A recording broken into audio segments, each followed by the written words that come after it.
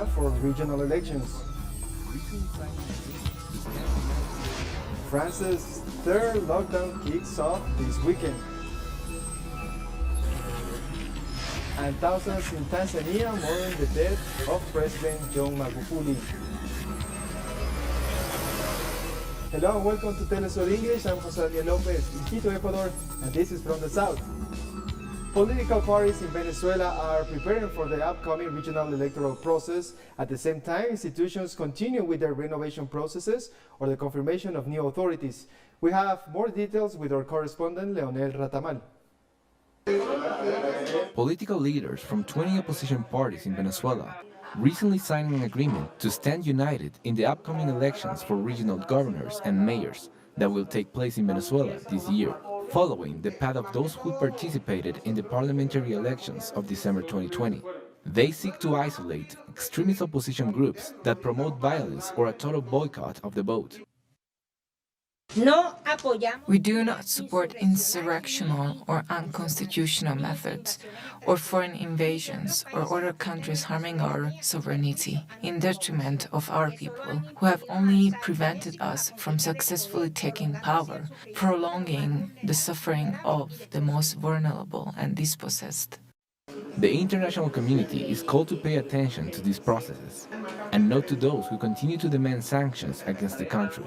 The Venezuelan people are peaceful. We believe in our constitution and we want to solve things through the constitutional path. These actions are by a minority that does not represent us. We are more than 30 million people. The international community does not have to sit down and talk with just 5 parties. We are more than that. We are more than 30 opposition parties. They have to listen to all of us, the population in general. We are in crisis and these sanctions have aggravated the situation. This is happening alongside the work of several parliamentary commissions, such as that in charge of carrying out the process to renew the National Electoral Council. 75 nominations for rector of the Electoral Council have been accepted, and the process is still open to renew this state power. For both this committee and this National Assembly, the only objective is that we can live in peace, that we take a step to distance ourselves from those who have made a living from violence, and think the solution is not democratic. For this committee and this Assembly, democracy is the only path in an electoral center. All this is part of a process of dialogue and normalization between the public authorities of the Venezuelan state after the installation of the new National Assembly on January 5th. Commissions investigating the management of the former legislative administration are joining efforts of the Dialogue Committee, which seeks meeting points between the different sectors of society. This analyst explains it the following way. A big debate is happening right now in Venezuela for the re-legitimization not only of the National Electoral Council as the regulatory body, but also the different branches of the state to move forward as a single voice, without denying the different voices within Venezuelan society, but with a need to see ourselves, to recognize ourselves as a single country.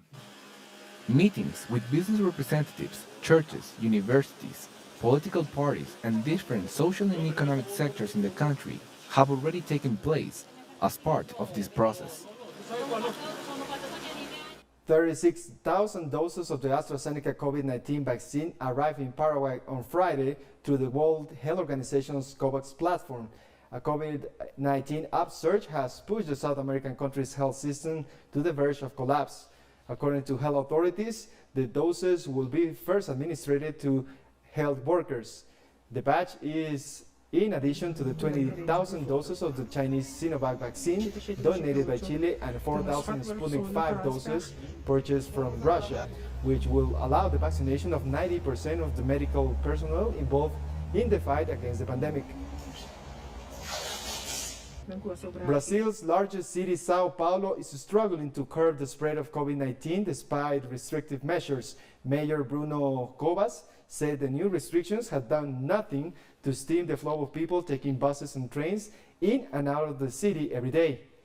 With hospitals at full capacity, the mayor announced further restrictions of movement within the city ahead of upcoming holidays. We cannot just talk. We have medication for an average of 20 days. Of course, Industry is producing and replacing it, but demand is higher, and if it collapses, we will not have a way to intubate patients, and then we will have a second problem, besides not having ICU beds, in which we are already seeing deaths for lack of ICU beds. We will have deaths for lack of medicines. Argentina's Supreme Court of Justice has rejected an appeal filed by Google and ruled in favor of Vice President Cristina Fernandez regarding her defamation lawsuit against the internet giant. The country's top court rejected the appeal filed in October 2020, in which Google requested its intervention to review a previous ruling that Google must provide access to its multinational server to collect evidence in the case filed by the vice president. The case surrounds a search result from the engine in which her title appeared as Chief of the Argentine nation instead of Vice President. Following the latest ruling, Google must hand over all the data associated with Cristina Kirchner's name from May 17, 2020. Mexican President Andrés Manuel López Obrador expressed his gratitude to his U.S. counterpart Joe Biden on Friday for sending 2.7 million doses of the AstraZeneca vaccine to the country. López Obrador added that with the shipment of the vaccines from the United States, plus those that arrived from Russia, China, and the Pfizer lab, his government is making progress in the national vaccination plan. The White House said it planned to ship millions of doses of AstraZeneca's COVID vaccine to Mexico and Canada. To date, Mexico has received over 7 million vaccine doses of different brands, of which has administered over 4.7 million. In Bolivia, citizens took to the streets on Friday to demand justice for the victims of the 2019 coup carried against former President Evo Morales. Several social movements gathered in Morillo Square in the city of La Paz to demand that the state institutions ensure justice in the face of the violent events that occurred during 2019 coup and 11 months that follow, which saw the deaths of 30 Bolivians. Former political prisoners also participated in the mobilizations, who denounced having suffered torture and various violations of their rights by police. Ecuador's National Electoral Council is preparing a contingency plan in the face of possible weather emergencies ahead of the second round of the presidential election to be held on April 11th. Officials of the electoral body continue to tour different voting districts to ensure that everything is in place for the April ballot. In several provinces, polling stations have been affected by floods and landslides as a consequence of heavy rainfall. Electoral authorities say they expect to have all voting sites ready in time and guarantee the best conditions for the day when Ecuadorians will choose their next president and vice president. We'll take a short break now. More news in a minute. Stay with us.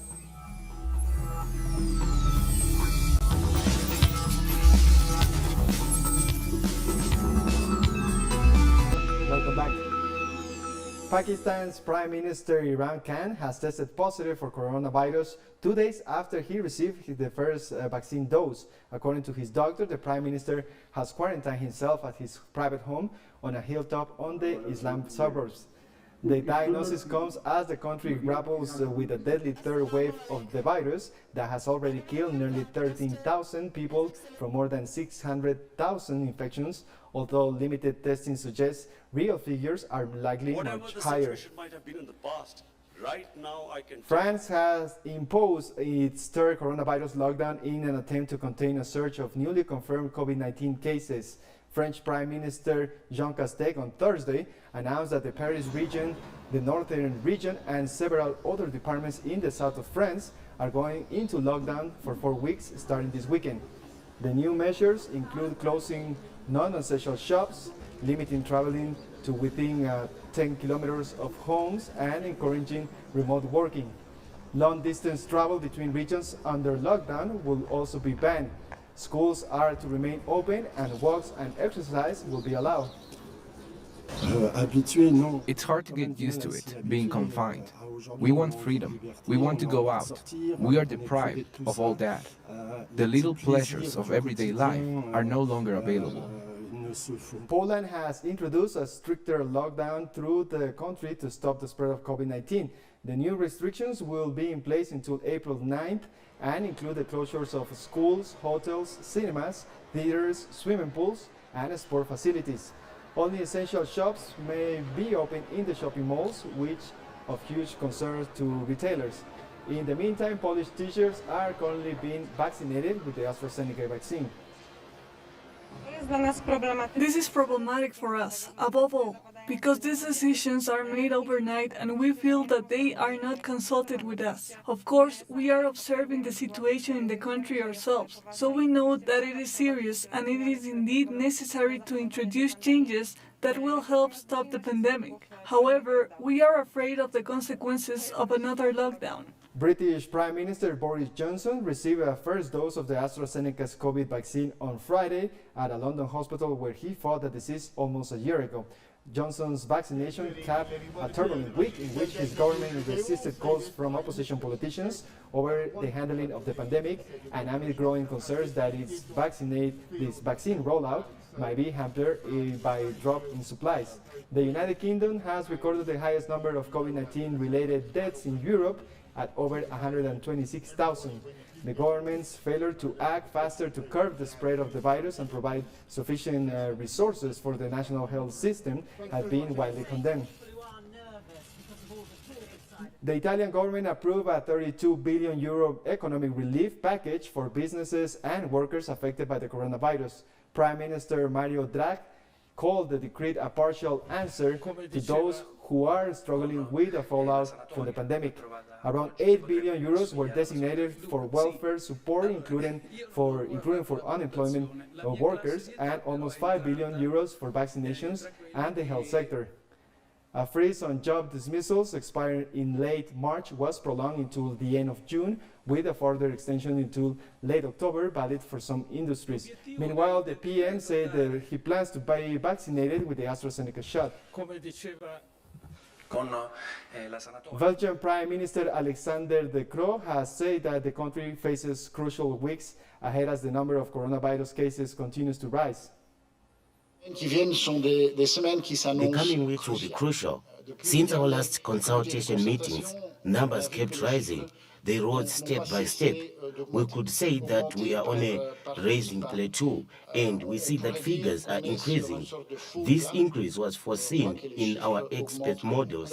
It was expected to have an increase in positive cases, an increase in hospital admissions, but what we see is that those increases are faster than expected. We cannot ease the measures as we planned for April. We cannot do that now. We are pressing the pause button and keep April 19 as a target. After Easter holidays, we would like very much that after Easter schools should reopen normally. Bosnia is facing a new wave of the coronavirus pandemic, with its capital Sarajevo reporting its deadliest month since the pandemic began a year ago. A fresh spike of coronavirus cases pushed the Bosnian main COVID-19 hospital into crisis on Monday, as it battles one of the world's highest fatality rates. Meanwhile, only limited quantities of vaccines have arrived in the country so far. The country has received shipments of the Russian Sputnik V vaccine and Oxford AstraZeneca jabs as a donation by neighboring Serbia. At the same time, the government has expressed its disappointment about the delays of the COVAX initiative directed at securing doses for poor nations. I will take a short break now. Don't go away.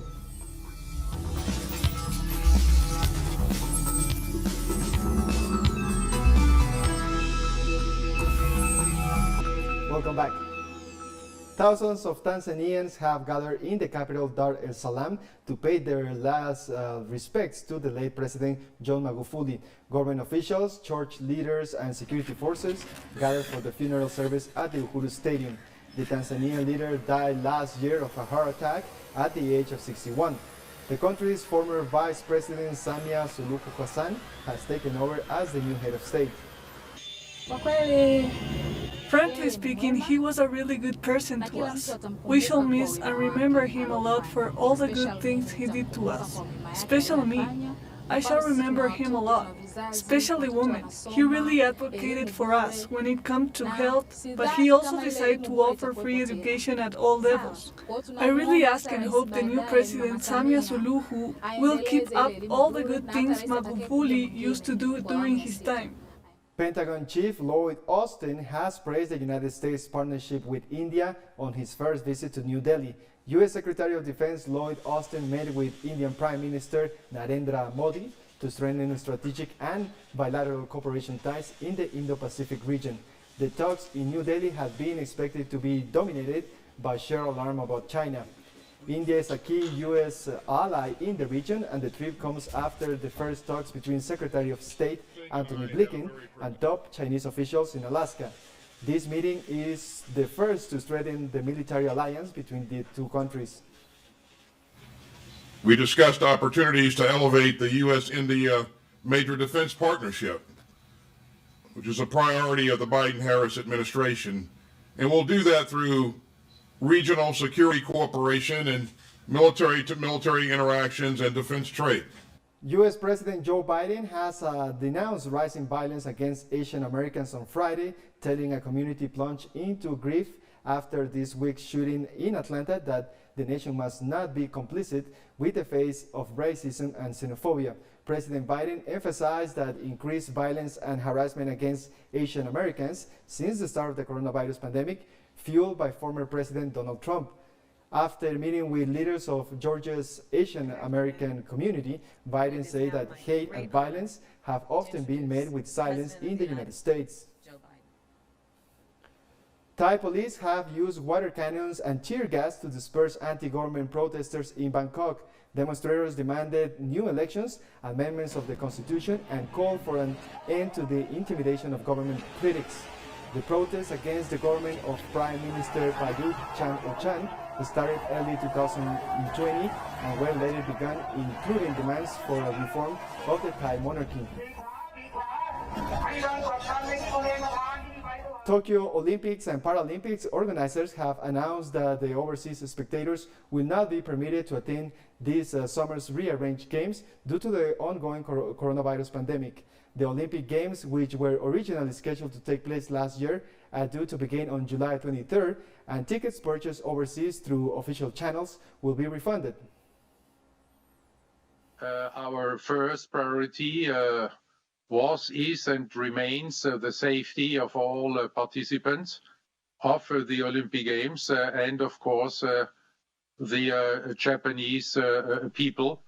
You very, very much for setting priorities like safety also means that then you have to respect these priorities. And that means that you will have, and we will have, to take difficult decisions. You have the floor. That we have to take decisions which may, need sacrifice from everybody, and there where we have to ask for the understanding there also of everybody for these difficult decisions, respecting this priority of the safety of the Olympic Games.